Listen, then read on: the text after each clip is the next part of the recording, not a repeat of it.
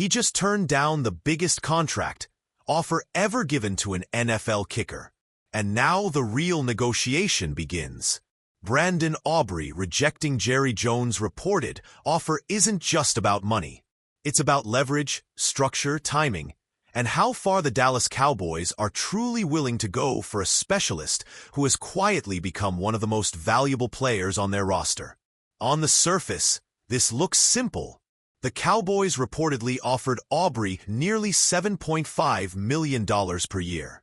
That figure would place him comfortably above the current highest-paid kicker in football, Harrison Butker of the Kansas City Chiefs, who earns $6.4 million annually under the extension he signed in 2024.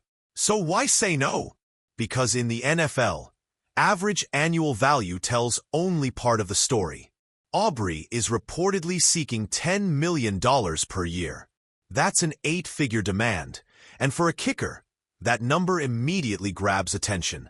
But once you move past the headline, the real conversation starts with the details we don't know. Contract length, guaranteed money, year one cash flow, escalators, injury protection. Those elements often determine whether a deal is truly record-breaking or simply structured to look that way. Using Butker as a reference point helps clarify the landscape. In 2024, he received $13.8 million in newly fully guaranteed money as part of his extension. Behind him sits Jake Elliott of the Philadelphia Eagles, who signed a 4-year, $24 million deal and collected over $5.4 million in year one cash. Those numbers matter. They establish the financial ecosystem Aubrey and his agent, Todd France, are negotiating within. And if Todd France sounds familiar, it's because Cowboys fans have seen this movie before. He represented Dak Prescott during one of the most complex quarterback negotiations in recent franchise history. France understands timing, leverage, and the long game. So when Aubrey rejects a deal that would already make him the highest-paid kicker in the league, it signals something deeper than ego. It suggests skepticism about structure. Maybe the guarantees aren't strong enough. Maybe the deal is backloaded. Maybe the total security doesn't match the headline value. And that brings us to Dallas' position. The Cowboys are not negotiating from weakness. Stephen Jones made it clear in comments to the Dallas Morning News that the team is prepared to play hardball if necessary. That isn't a threat. It's a reflection of the rules built into the NFL system. Aubrey will be a restricted free agent. That designation alone gives Dallas significant control. Through the tender system, the Cowboys can effectively keep Aubrey in place even without a long-term extension. A first-round tender is projected at $8.1 million. A second-round tender sits around $5.8 million in 2026, according to over-the-cap projections referenced in the discussion. If Dallas applies a tender, they can also match any outside offer sheet. And if another team declines to meet compensation terms, draft picks come into play. That's the reality Aubrey's camp must weigh carefully. He is elite. His range is rare. His consistency has been proven. But he is still a kicker, and teams are often hesitant to surrender meaningful draft capital for specialists. Then there is 2027. If no extension is reached, the franchise tag becomes an option. That would keep Aubrey in Dallas for at least another season, potentially pushing true free agency even further away. So the question becomes strategic rather than emotional. Do both sides want long-term security now? Or are they comfortable stretching this into a multi-year chess match? Performance certainly strengthens Aubrey's case. In just 3 seasons, he has made Pro Bowl appearances each year. His rookie season remains his most explosive statistically, but his 2025 campaign was still strong. He connected on 85.7% of his field goal attempts across 17 games. That's not just reliable. That's stabilizing for a franchise that has often leaned on late-game precision. And then there was Week 14 against the Detroit Lions.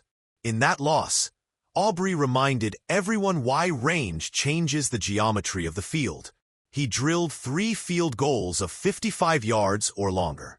Over the course of the season, he also connected on 3 kicks from 60-plus yards, a feat no kicker has achieved in a single campaign. That kind of range expands offensive strategy. It alters fourth-down decisions. It influences clock management. It shifts how defenses defend midfield situations. When a kicker consistently converts from distances that most teams consider desperation territory, he isn't just adding points. He's redefining play-calling boundaries. That has value. But how do you price it? Aubrey addressed the situation calmly before the 2026 Pro Bowl. "It'll come when it comes," he said. "Everyone wants to hit that second contract because you don't have much say in your first, and you can really earn a second contract. So I think we've improved on that value." That statement is measured. It's not confrontational. It reflects understanding of the business cycle NFL players live through. Undrafted before 2023, Aubrey had little leverage entering the league. His performance created it. Meanwhile, Stephen Jones has confirmed negotiations are ongoing. "We've been working on a long-term deal for some time," he said. "We've exchanged offers and the goal is to get him signed." Notice the language. No urgency. No frustration. Just acknowledgement. The Cowboys have a history of eventually paying their top performers. Dak Prescott signed a record-setting quarterback deal. Zach Martin reset the guard market. Tyler Smith secured his position. When Dallas believes in a player, it eventually writes the check. But timing matters. The franchise's attention is also on wide receiver George Pickens. Locking him into a long-term extension carries both financial weight and roster-building implications. The franchise tag ensures Pickens will remain if necessary, just as the tender system provides security with Aubrey. That safety net is precisely why Dallas may not feel pressured to rush. From Aubrey's side, pushing for $10 million annually isn't unreasonable in principle. Markets evolve. If he believes his range and consistency create unique value, asking for a new financial tier makes sense. But from Dallas' perspective, they already offered a figure $1.1 million above Butker's annual average. That's not dismissive. That's aggressive for a kicker. So this negotiation likely revolves around guarantees. Is the guaranteed portion closer to Butker's $13.8 million? Does it exceed it? Is the first-year payout competitive with Elliott's structure?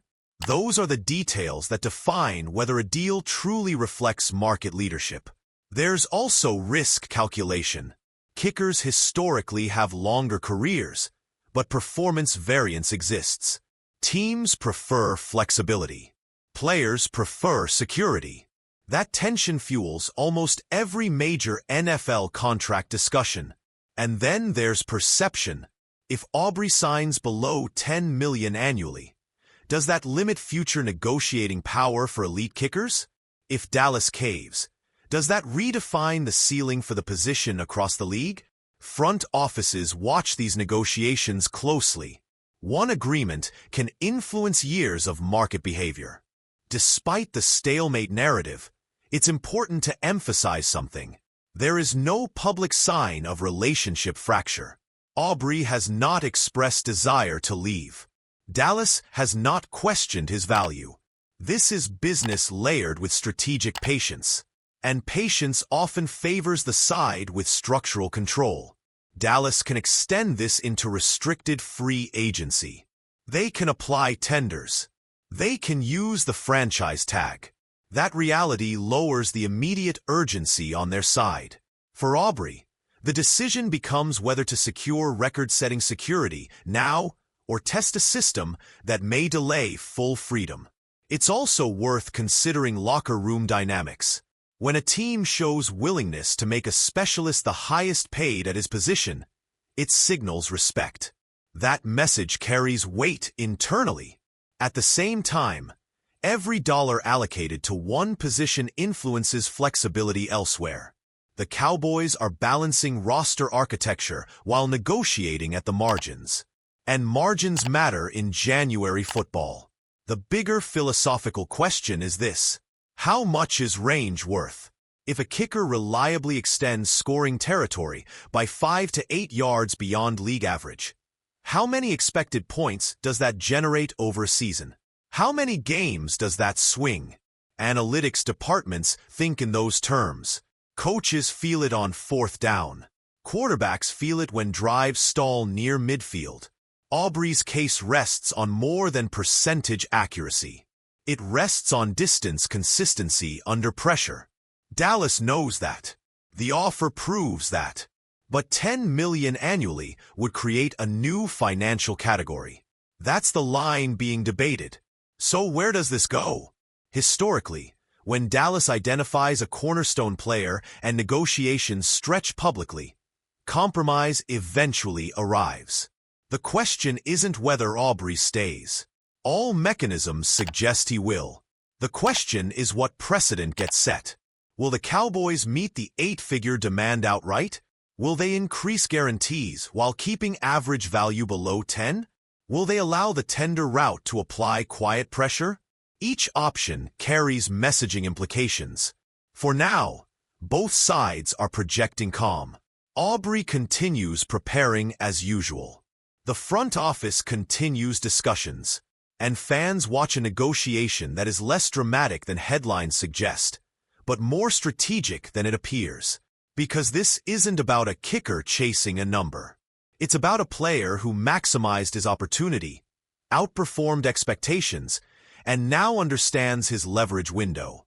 It's about a franchise that values him, but refuses to negotiate without structured discipline.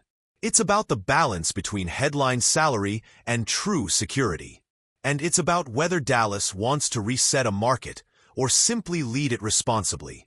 In the end, this likely concludes with Brandon Aubrey remaining in a Cowboys uniform for years to come. The restricted free agent rules and franchise tag options make that outcome highly probable. But the path to that destination will determine how this era of kicker contracts is remembered. So here's the real question for you. If you were running the Cowboys, would you meet the $10 million annual demand now to avoid long-term tension? Or would you rely on the tender system and leverage the rules to protect roster flexibility?